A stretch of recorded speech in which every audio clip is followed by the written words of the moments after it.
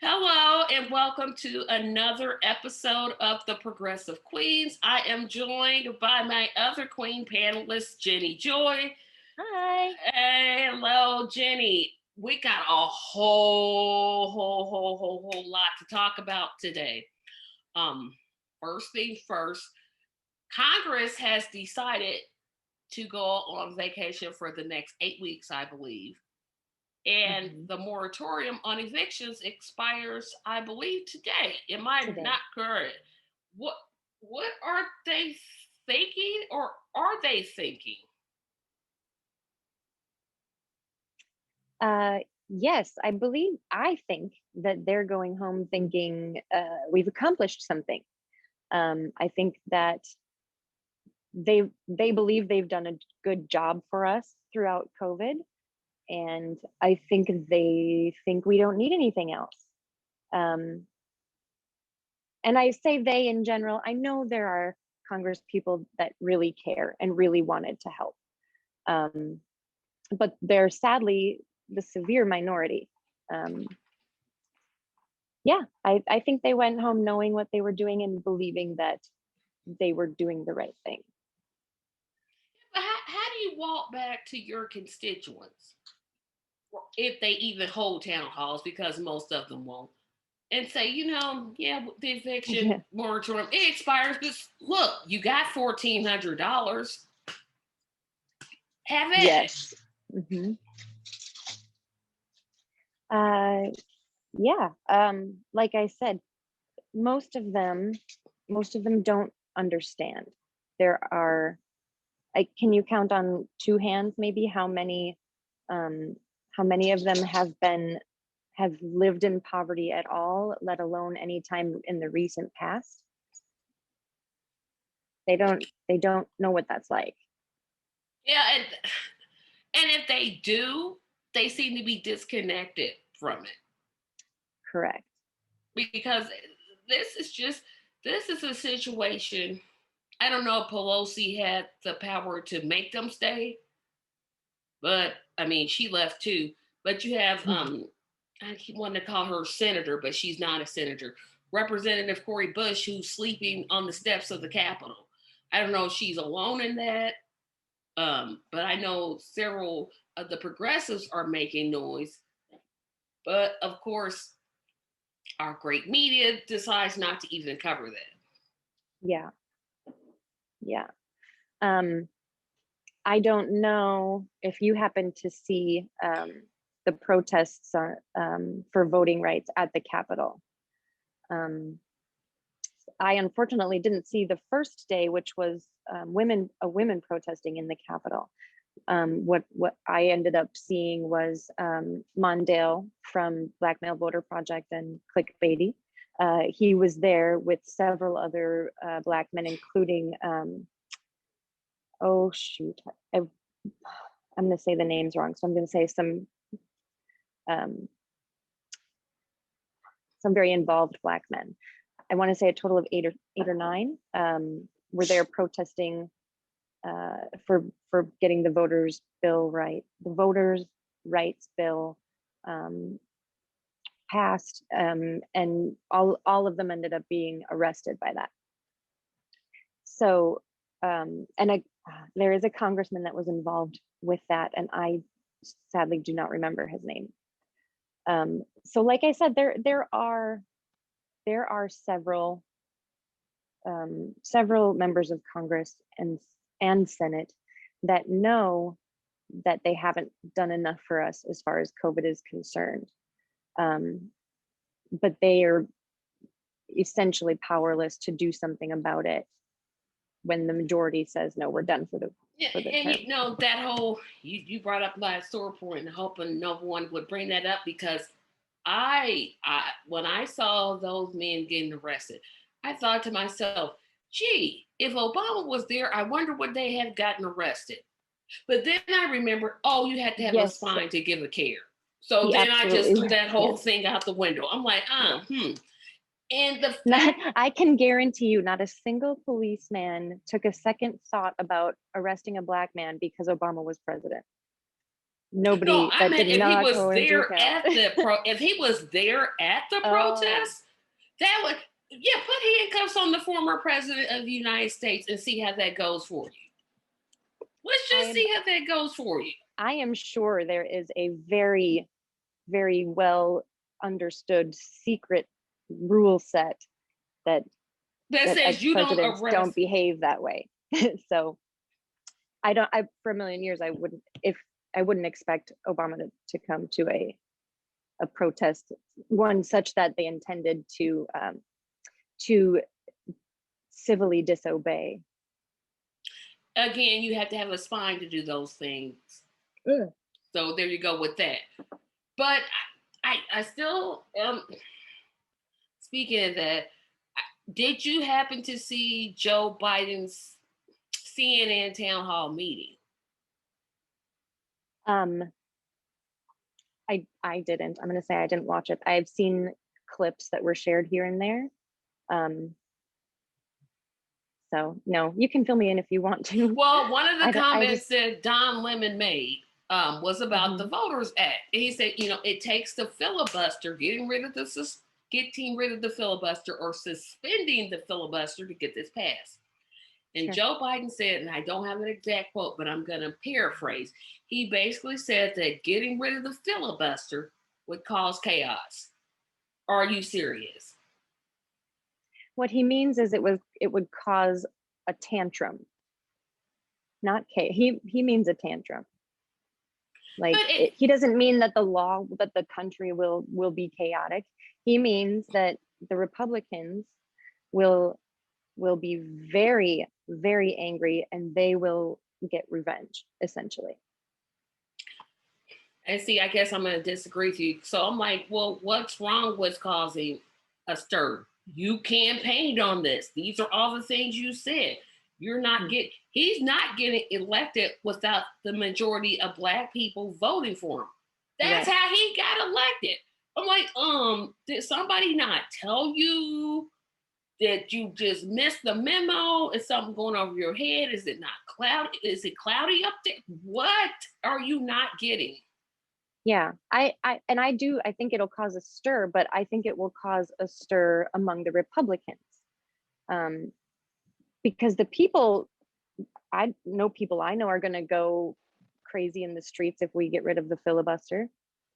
Um, the only people I can think of that would be upset by that is Republican lawmakers And corporate Democrats, because and corporate. Yeah, for sure.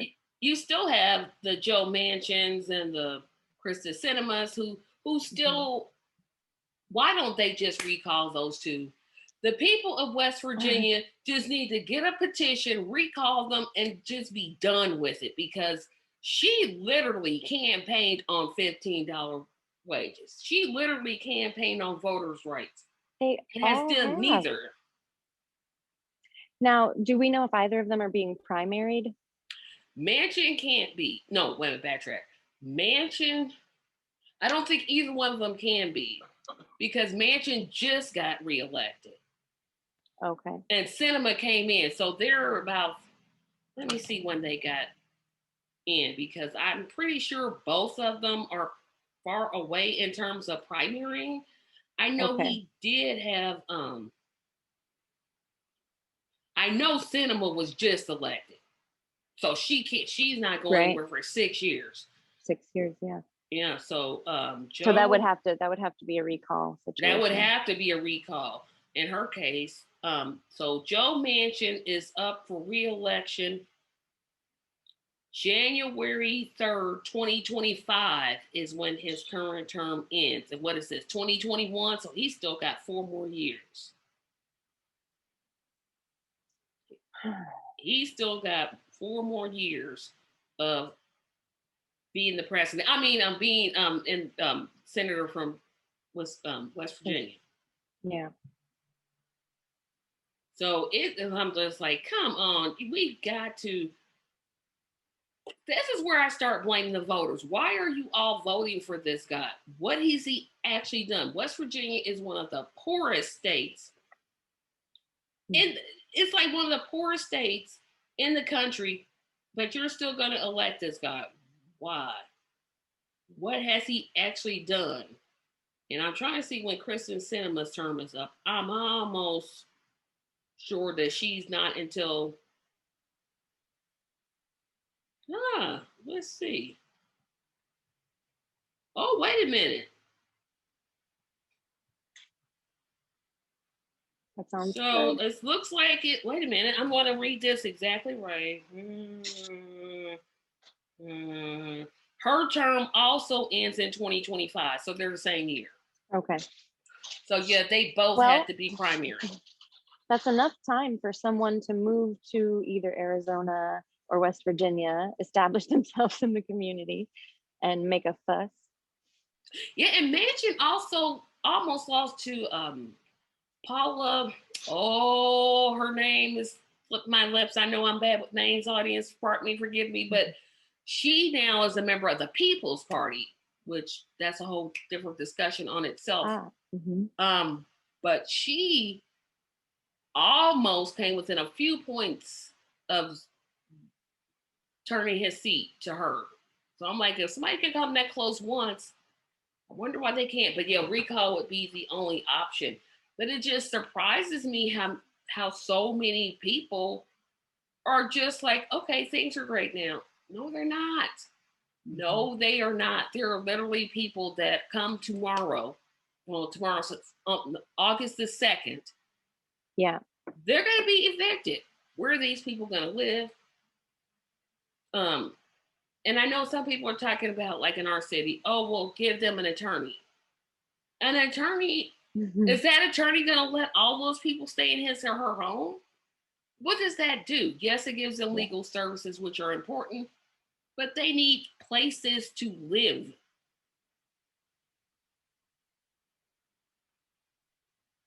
Yeah. And it's just, it just infuriates me that I'm like, how do you all go home and face your constituents and tell them, yeah, people will be evicted starting August 2nd, but you got that nice little $1,400 check that should have been a $2,000 check. But hey, let's forget that. Yeah. I'm just going to sweep that under the rug.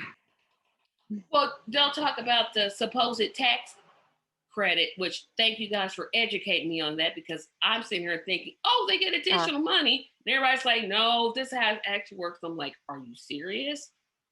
It still sounds like a bad payday loan scam. It essentially is more money than we would have gotten. But they're not going to take away any of the money they're giving us. So they're giving us an extra credit, and half of the credit they're paying us over months, and the other half of the credit they'll give us on our tax returns. So they're not going to discount our return our credit any. It was just taking away what we've already gotten. Yeah, that part is good, but like I said, it's just so many things going on. It's like, okay, where do I put my energies at? Thank you for coming on today. And audience, please remember to like, share, comment, subscribe, and support us on Patreon. I cannot emphasize how much we need your support on Patreon to continue to do shows like this that speak in a plain language where you can understand it and where I can understand it too. And to keep this movement going, because we need all of you to support us. The links will be in the description. Jenny, I'm going to let you go and have a great day, but I'm going to connect, of course, with you in the box because I'm not going to let you forget about that idea. Okay. I will talk to you later. Bye. Bye-bye. Hello, everybody, and welcome to the last portion of the Progressive Queens. Today, I had promised I was going to keep this show short so I could come to talk to you about my newest show, Thursdays with Tracy. Thursdays with Tracy is a live show that I do on YouTube. At first, this show was going to be more or less of me talking about pop culture and politics, but essentially it has morphed into me now talking to progressive candidates, and I enjoy it. I've had the last two interviews I've had well, one, he wasn't a politician, but he was very progressive. And the second one I had just this last Thursday, and the one I had this coming Thursday. So the show has kind of morphed into what I thought it was going to be to what it actually is. So, of course, if you're subscribed to this page, you will always get notifications when I go live. If you're not, please subscribe to this page. I cannot emphasize it enough. The show starts at 7:30 p.m. Eastern Standard Times. It's called Thursdays with Tracy. I'll be again talking to progressive candidates or just people who have progressive ideas. It's not just limited to politicians, although that's going to be my focus for the next couple of weeks. And I've sent out some invitations, but I haven't heard anything back. So if you are running for an office and you are progressive, which means you're for Medicare for all, you're for a Green New Deal, you're for a living wage of at least minimum $15 an hour, please email me. And if you're available any Thursday, I would love to have you on Thursdays with Tracy. I'm not going to keep talking because I tend to ramble, but I thank you so much for watching this podcast. I'll see you all next week and have a fantastic day.